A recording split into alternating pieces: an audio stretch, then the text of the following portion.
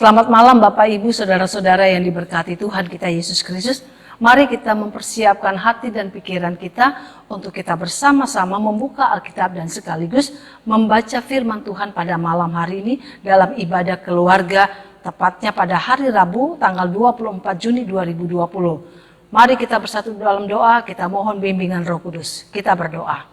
Tuhan Yesus berkati kami semuanya. Kami rindu untuk dikuatkan dan dimatangkan dalam iman lewat firman yang akan kami baca dan kami renungkan. Firman-Mu ini berkuasa atas hidup kami sebab kami rindu untuk melakukannya. Ungkapan syukur yang kami persembahkan hanya untuk demi hormat dan kemuliaan nama-Mu.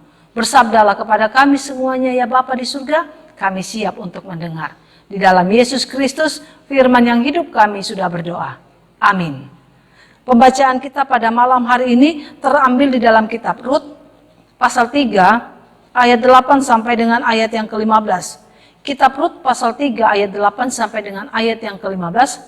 Saya akan bacakan pada ayat yang ke-9 yang menjadi renungan kita bersama-sama, sebagaimana itu juga yang ditekankan dalam pembacaan di Sabda Bina Umat di ayat yang ke-19. Di ayat yang ke-9 demikian firman Tuhan. Pada waktu tengah malam dengan terkejut terjagalah orang itu, lalu meraba-raba ke sekelilingnya dan ternyata ada seorang perempuan berbaring di sebelah kakinya. Sampai sedemikian jauh pembacaan firman Tuhan yang berbahagia kita yang mendengar serta melakukannya itu dalam kehidupan kita setiap hari. Terpujilah Kristus, haleluya. Bapak Ibu Saudara-saudara yang diberkati oleh Tuhan kita Yesus Kristus, Shalom. Bagaimana keadaan kita saat ini? Diberkati, selalu dalam pemeliharaan Tuhan, kita selalu dijaga dan dilindungi. Walaupun kita tahu bersama dengan kondisi pandemik virus COVID-19 ini, di mana sudah mungkin kurang lebih 3 atau 4 bulan lamanya kita tidak pernah lagi bertemu, kita tidak pernah lagi bersapa, kita tidak pernah lagi berjumpa dalam pertemuan baik dalam ibadah-ibadah gereja maupun dalam ibadah-ibadah yang lainnya. Misalnya dalam ibadah Pelkat, dalam ibadah keluarga, dalam ibadah hari Minggu, maupun dalam ibadah-ibadah pengucapan syukur jika ada jemaat yang ingin mengadakan ibadah pengucapan syukur. Karena situasi kondisi yang tidak memungkinkan, maka kita boleh bersyukur. Karena dengan adanya teknologi melalui virtual, rekaman, maupun media sosial yang ada, kita bisa berjumpa dengan penuh sukacita.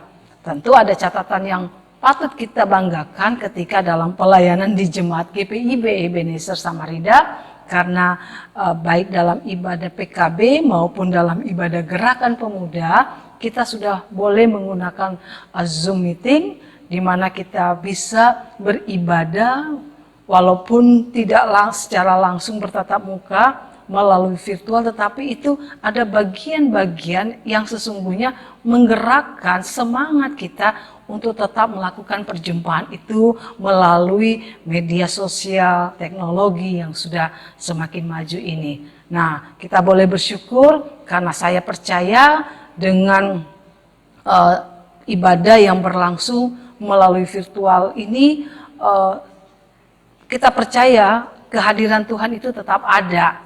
Karena Tuhan itu tidak dibatasi saja kehadirannya dengan ibadah dan pertemuan-pertemuan rutinitas yang sebelum-sebelumnya di masa COVID-19 ini itu kita lakukan, kita laksanakan, tetapi sampai dengan saat ini juga pun batas kasih Allah itu tetap mencakup dan meluas, sehingga dengan adanya ibadah lewat virtual, rekaman, media sosial yang kita boleh saksikan dan kita boleh lihat, itu juga menjadi sarana di mana kehadiran Allah dalam Yesus Kristus itu terjadi dalam kehidupan persekutuan kita. Karena kita butuh untuk dikuatkan dengan firman Tuhan. Kita percaya bahwa firman Tuhan itu berkuasa atas hidup kita, dan rasanya kita meyakini bahwa firman Tuhan itulah yang memampukan kita untuk tetap bisa ada, kuat, berdiri tegap, dan melakukan setiap harapan kita, cita-cita kita, kegiatan kita, segala aktivitas kita, apapun apapun yang kita lakukan itu karena kekuatan firman Tuhan. Nah tentunya dengan bacaan kita pada malam hari ini, Bapak Ibu, saudara-saudara yang diberkati Tuhan kita Yesus Kristus, khususnya di dalam kitab Rut pasal 3 ayat 8 sampai dengan ayat yang ke-15. Kitab ini menceritakan satu narasi yang sangat luar biasa, karena tentunya kalau kita menyimak secara utuh, ternyata kitab Rut ini hanya 4 pasal saja, tapi punya makna yang sangat dalam. Lalu kemudian ini terkait dalam kehidupan tidak saja keluarga tentunya, tetapi bagaimana peran keluarga yang kemudian itu membawa warna yang baru dalam memperkenalkan iman dan kepercayaan keluarga ini terhadap Allah yang mereka sembah. Tentu kita tahu dengan latar belakangnya, di mana kisah Naomi bersama dengan suaminya Elimelek, lalu dengan kedua anaknya yang bernama Mahlon dan Kilion. Pada waktu kisah diceritakan Yerusalem sedang ada masalah, ada musibah dengan adanya kelaparan, keluarga ini mengasingkan diri, mengungsi ke tempat negeri orang lain untuk memenuhi kehidupan mereka selanjutnya di masa depan mereka. Dan mereka pergi menuju ke Moab. Nah, sudah 10 tahun lamanya mereka berada di perasingan di kota Moab, di daerah Moab yang tentunya mereka bisa hidup, mereka bisa melakukan segala aktivitas mereka dan memenuhi segala keperluan dan kebutuhan-kebutuhan mereka selama mereka berada di Moab. Nah, kemudian dilanjutkan lagi kisah di mana kedua anaknya yang bernama Mahlon dan Kilion menikah dengan seorang perempuan dari Moab.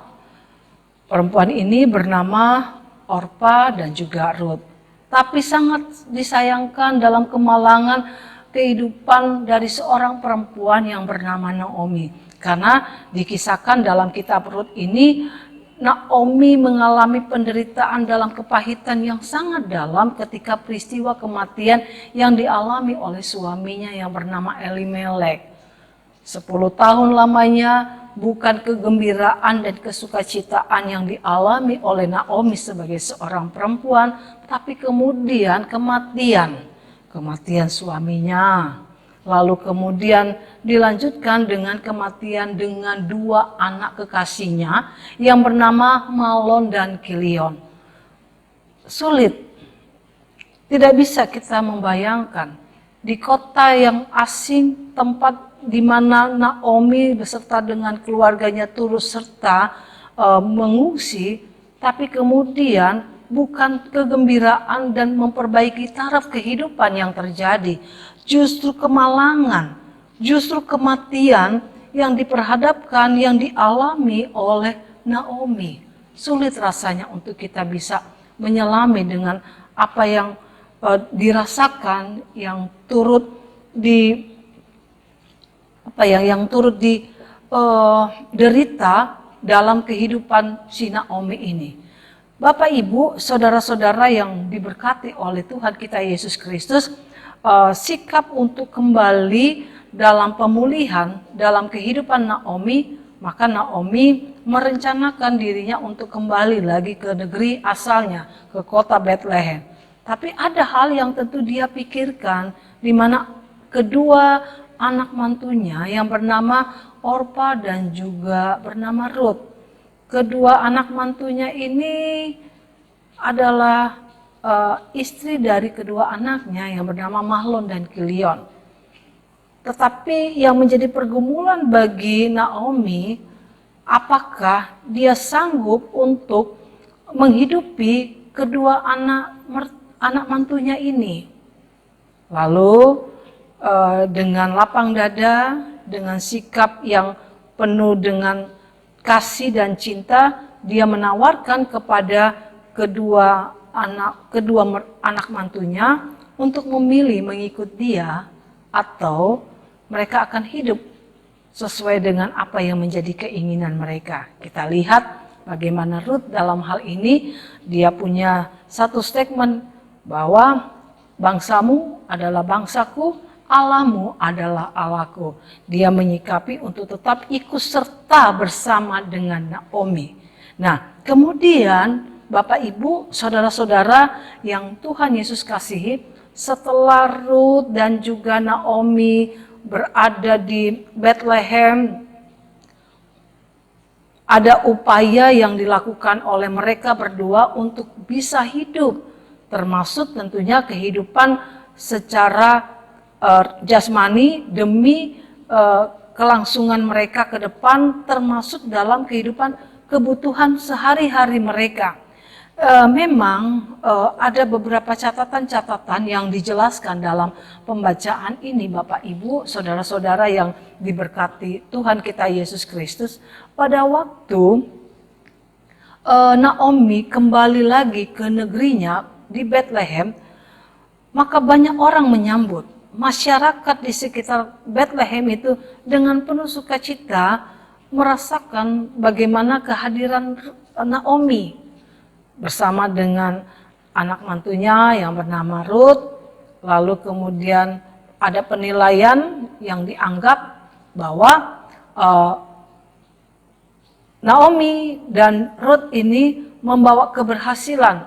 Sifat dari keberhasilan itu tidak saja digambarkan pada kehidupan strata kehidupan sosial, tapi lebih kepada kehidupan ekonomi. Dianggap Naomi ini berhasil, Naomi sukses.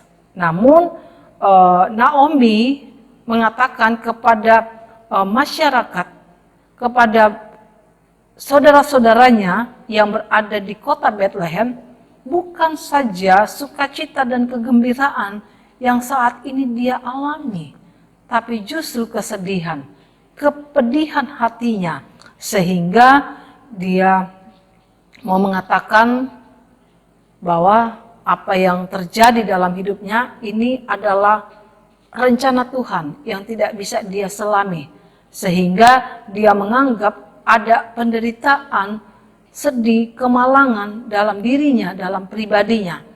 Namun Bapak Ibu, saudara-saudara yang Tuhan Yesus kasihi, rupa-rupanya proses perjalanan hidup manusia itu memang sulit untuk kita renungkan.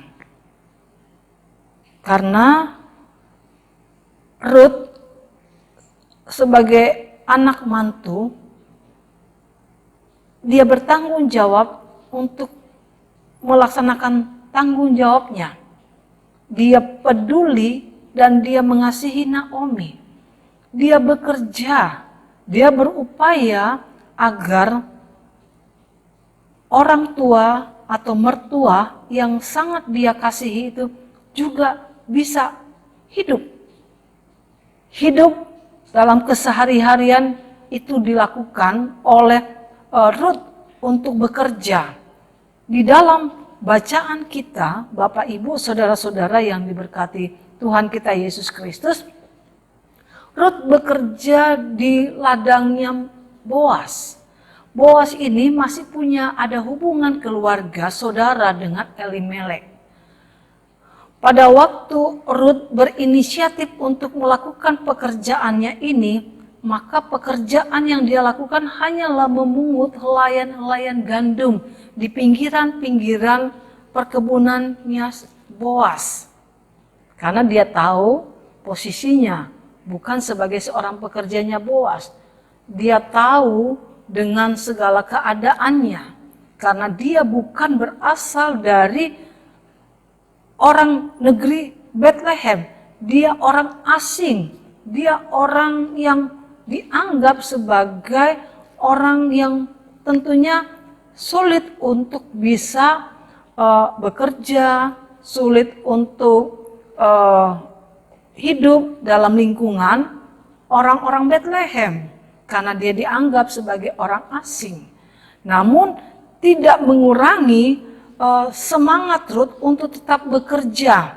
Dalam kisah ini diceritakan dia memungut helaian gandum itu di pinggiran-pinggiran ladangnya Boas. Tapi kemudian ternyata cara Tuhan itu luar biasa bagi Ruth.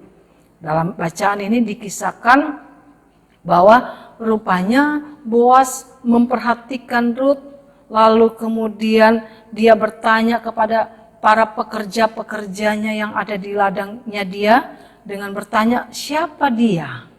Lalu para pekerjanya mengatakan, Rut ini adalah seorang yang berasal dari Moab, dia adalah anak mantu dari Naomi dan dia seorang yang sangat baik hatinya.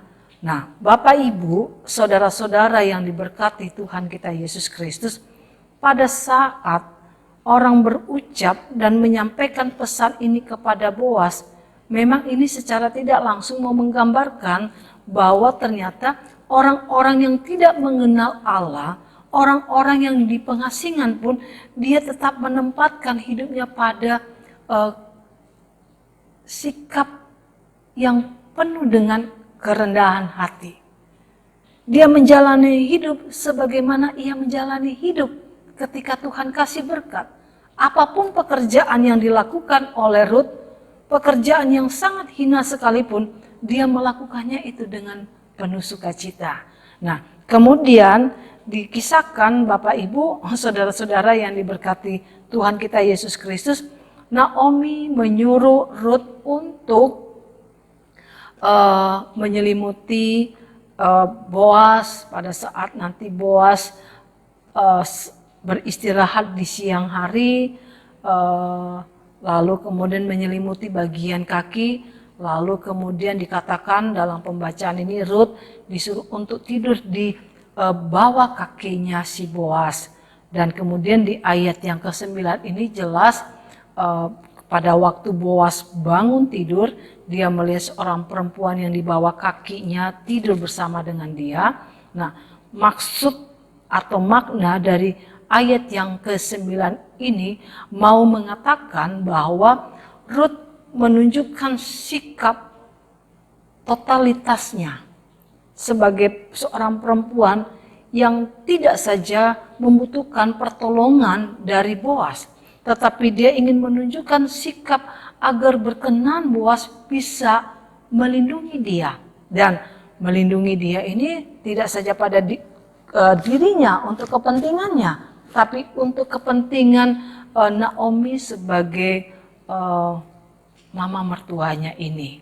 Nah, kemudian Bapak Ibu, saudara-saudara yang Tuhan Yesus kasihi, ada lagi beberapa hal yang memang tentu ini menjadi gambaran kita bersama-sama. Makna yang sangat penting terkait dengan sikap Rut terhadap Boas.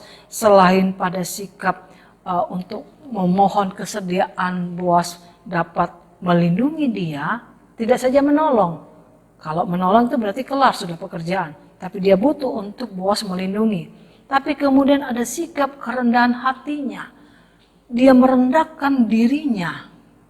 Lalu kemudian yang ketiga, Bapak Ibu, saudara-saudara yang Tuhan Yesus kasih, setelah kita baca pada ayat yang berikutnya sampai di ayat yang ke-15 ini, dikisahkan bahwa Boas memberikan kesempatan kepada para tokoh-tokoh, para pejabat-pejabat untuk melakukan tebusan. Semacam ini digambarkan siapa yang mampu untuk membeli harta warisan dari Elimelek. Kalau membeli harta warisan tanah mereka, tidak saja harus membeli sekedar tanah, ladang yang dimiliki oleh keluarga ini, tapi juga harus menebus dan membeli Naomi bersama dengan Rut. Tapi kemudian dikisahkan dalam pembacaan ini, banyak yang menolak untuk menebus atau membeli harta milik dari Elimelek. Kenapa mereka menolak? Kenapa mereka tidak mau menebus? Sebab mereka melihat dari sisi yang lain terkait dengan siapa Rut yang sesungguhnya. Karena bagi mereka, Rut ini bukannya siapa-siapa mereka. Rut ini tidak masuk dalam kelompok yang baik.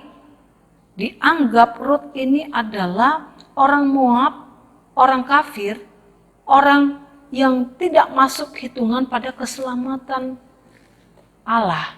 Nah, apa yang dilakukan oleh Boas, Bapak Ibu, saudara-saudara yang Tuhan Yesus kasihi, setelah dia memberikan penawaran itu kepada para pejabat, para tokoh-tokoh, kemudian karena tidak ada yang menebus, maka dia siap untuk menebus segala kekayaan yang dimiliki oleh Elimelek. Dia akan membayarnya, bahkan tentunya dia akan menikahi Rut sebagai istrinya dan memboyong Naomi sebagai orang tua yang harus dia pertanggungjawabkan untuk bisa hidup bersama-sama dengan dia. Nah, tentunya dengan kisah ini Bapak Ibu, saudara-saudara yang diberkati Tuhan kita Yesus Kristus, kalau kita bicara tentang keselamatan Allah, maka keselamatan Allah itu tidak pada satu konteks negara tertentu saja. Tetapi bicara tentang keselamatan itu tidak melingkupi pada batas-batas tembok tertentu, tetapi sangat luas, besar dan dalam ketika kita bicara dan merenungkan tentang karya keselamatan Allah itu. Dia menempatkan keselamatan itu bagi semua orang, termasuk bicara tentang bagaimana keselamatan Allah itu diberikan juga kepada Rut. Itu yang pertama. Kemudian yang kedua, Bapak Ibu saudara-saudara yang Tuhan Yesus kasih, apa yang dilakukan oleh Boas ketika dia menebus Rut, Naomi beserta dengan seluruh kekayaan yang dimiliki oleh Elimelek, ini dalam rangka penyelamatan. Penyelamatan yang dilakukan oleh Boas tidak saja pada kepentingan harta kekayaan yang dimiliki oleh Elimelek dan Naomi, tetapi yang dinyatakan secara lebih dalam ketika bicara tentang keselamatan, maka Boas pun menyatakan keselamatan itu kepada Rut. Luar biasa kisah ini, sama seperti Yesus. Ketika dia menebus dosa-dosa kita, dia tidak saja memberlakukan kepada orang-orang yang baik dan benar, tapi bicara tentang penebusan, penggenapan janji Allah untuk mengasihi kita, itu dia berlakukan juga bagi seluruh ciptaannya. Oleh karena itu Bapak Ibu, saudara-saudara yang diberkati Tuhan kita Yesus Kristus, bersyukurlah pada saat ini kita masih ditolong dan kita masih dilindungi Tuhan. Dengan adanya pandemi COVID-19 ini, itu cara Tuhan, itu rencana Tuhan. Tapi dengan adanya peristiwa ini tidak menyurutkan iman kita menjadi anti, menjadi pesimis terhadap kedekatan dan hubungan kita dengan Tuhan. Tapi di situ mengangkat kita, memberikan semangat dan motivasi bagi kita untuk tetap terus meraih masa depan yang penuh pengharapan di dalam Tuhan. Iman kita semakin bertumbuh, iman kita semakin dikuatkan, iman kita tetap boleh menyatakan karya-karya yang baik dan benar. Banyak hal kok, pengalaman yang mungkin sampai dengan hari ini kita boleh rasakan atau mungkin sudah pernah kita alami. Masa pandemi COVID-19 sudah mulai banyak pengangguran. Lalu apa sikap kita? Apa tindakan kita? Apakah kita menerima kenyataan itu? Apakah kita hanya berdiam diri saja? Kita belajar dari Rut. Dia bekerja dengan upaya hal yang paling terkecil. Saya percaya kita pun bisa menyatakan karya-karya itu dengan kondisi apapun yang terjadi, bahkan ketika pengangguran itu terjadi. Kita bisa masih berkarya. Entahkah kita membuat kue, entahkah kita bisa melakukan aktivitas dengan talenta-talenta yang kita miliki. Ada beberapa jemaat yang punya talenta, dia membuka salon, terus membuka hasil jualnya dengan online. ada juga dengan cara yang sederhana, dia sebagai seorang yang driver Gojek, kecil pekerjaan itu. Tapi kalau kita melakukannya itu dengan bahagia, sukacita, di situ kehadiran Tuhan terjadi. Jadi Bapak Ibu, saudara-saudara yang Tuhan Yesus kasih, jangan kita katakan, oh nanti. Selagi kita hidup, selagi kita ada, selagi kita sehat, selagi kita kuat, mari kita lakukan sekarang untuk bangun kembali pada kehidupan yang anti atau pesimis, tapi kemudian itu sudah dirubah dalam semangat sukacita untuk berkarya demi hormat dan kemuliaan nama Tuhan.